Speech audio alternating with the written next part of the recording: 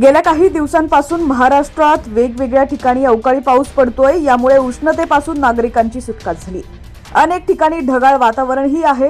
पुढील 4 ते 5 दिवसात असंच वातावरण राहण्याची शक्यता हवामान विभागानं वर्तवली आहे। त्यात काही ठिकाणी पाऊस तर काही ठिकाणी ढगाळ वातावरण राहणार आहे।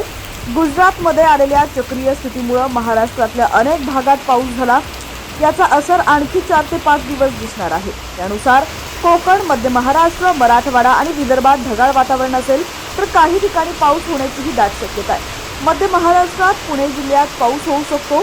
हा अवकाळी पाऊस असल्याचं हवामान विभागानं स्पष्ट केलंय।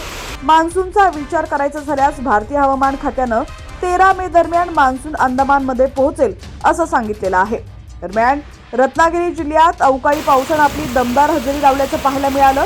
लांजा तालुक्यातील ग्रामीण भागातले सापूचेतळे, वाडीलिंबू, आगवे या गावांना चांगलं झोडपून काढलेलं आहे। जोरदार वाऱ्यासह पडणाऱ्या या पावसामुळे आंबा बागायतदार आणि व्यापारी धास्तावले गेलेले आहेत। पावसाच्या जोरदार सरींमुळे सर्वत्र पाणी ओसंडून वाहत आहे। हवामान खात्यानं पुढील 2 ते 3 दिवस अवकाळी पाऊस पडणार असल्याचा इशारा दिलाय। अरबी समुद्रात चक्रीय परिस्थिती निर्माण झाल्यामुळे अवकाळी पावसाचा अंदाज हवामान खात्यानं वर्तवलेला आहे। दरम्यान आता राज्यातील तुमचा जिल्हा कोणता आहे आणि तुमच्या जिल्ह्यातील हवामानाची स्थिती कशी आहे कमेंट सेक्शन मध्ये नक्की कळवा। चॅनलवरती नवीन असाल आणि अजूनही HTN मराठी न्यूज चॅनलला सबस्क्राइब केलेलं नसेल तर नक्की सबस्क्राइब करा, जेणेकरून आमचे पावसाचे अपडेट्स लवकरात लवकर तुमच्यापर्यंत पोहोचतील।